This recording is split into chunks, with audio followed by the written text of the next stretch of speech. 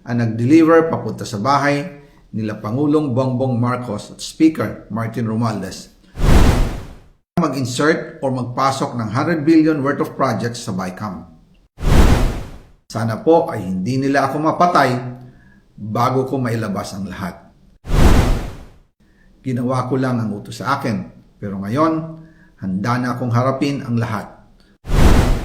Ginagamit ng administrasyon ang buong resources ng bansa para tumahimik ako. That he will shoot me if I will talk. Gagamitin ako bilang panakipbutas sa kanilang kampanya laban sa korupsyon.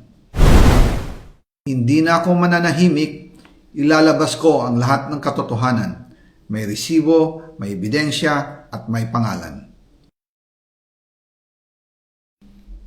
Para sa bawat Pilipino, alam ko na buo ang galit ninyo sa akin ngayon. Nauunawaan ko rin kung bakit. Lalo na at malaki ang halagang nakataya. Pero bago kayo humusga, hayaan ninyong ipaliwanag ko ang buong katotohanan. Matagal akong hindi nagsalita dahil may direktang utos sa akin. Huwag nang bumalik ng Pilipinas at manahimik na lamang. Umalis ako noong July 19, 2025 para sa aking medical check-up. Nakaplanong bumalik pagkatapos ng SONA ni Pangulo. Pero habang papauwi na ako, tinawagan ako ni dating Speaker Martin Romualdez at sinabihan, "Stay out of the country. You will be well taken care of as instructed by the President." Noon naniniwala pa ako sa kanila, kaya't hindi ako bumalik.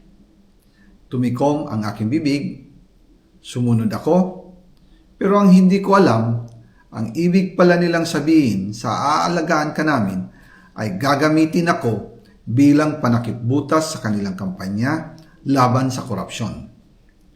Ginawa nila akong poster boy ng kanilang sariling kasinungalingan. Ngayon, hindi na ako mananahimik, ilalabas ko ang lahat ng katotohanan. May resibo, may ebidensya, at may pangalan.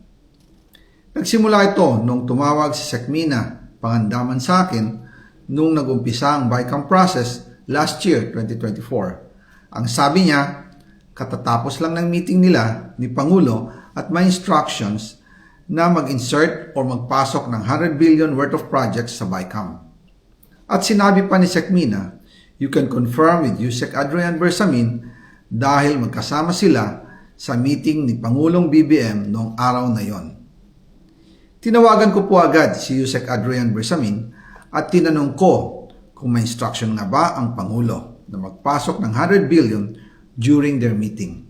Ang sabi niya ay totoo nga po.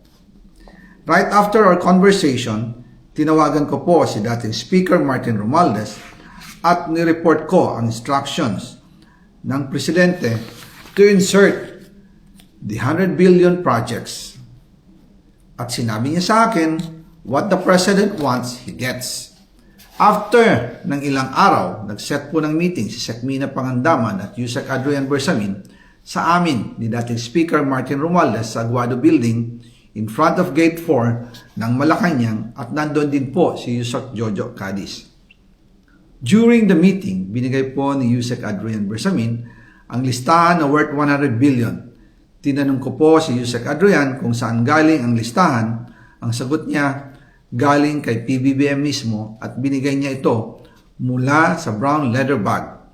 Nung sinabi po ni Yusek Adrian Bersamin, yung brown leather bag, naalala ko noong nasa Singapore kami right after the elections of May 2022 sa Hilton Hotel, kami ni dating Speaker Martin and PBBM habang pauwi at pabalik ng Pilipinas, hinabol ng PSG ang brown leather bag at ang sabi ni PBBM, maiwan na lahat, wag lang ang brown leather bag. Kaya naniwala ako na utos talaga ito ng Pangulo.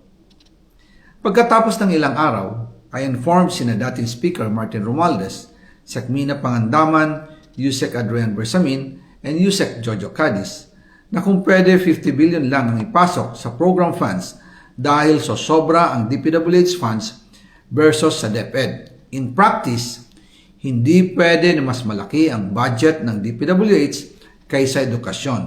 And yung balance na 50 billion, ilagay na lang sa unprogrammed funds for the 2025 budget dahil Office of the President din ang nagre-release ng lahat ng unprogrammed funds. Pagkatapos ng isang araw, tinawagan ako ni Sec Mina at sinabi ang mensahe ng Pangulo. Ipasok ninyo yan dahil pinangako na sa akin ni Speaker Martin yan at hindi na pwedeng baguhin. Kumbaga, ang utos ng hari hindi pwedeng mabali. Again, I informed the Speaker and asked clearance about the instructions ng Pangulo. At ang sabi niya, wala tayong magagawa. Kaya po nagtataka ako kung bakit sinasabi ni Pangulo na hindi niya makilala ang budget, samantalang lahat na binawas at dinagdag sa mga ahensya ng gobyerno ay humihingi ng approval sa kanya si Sec Mina Pangandaman.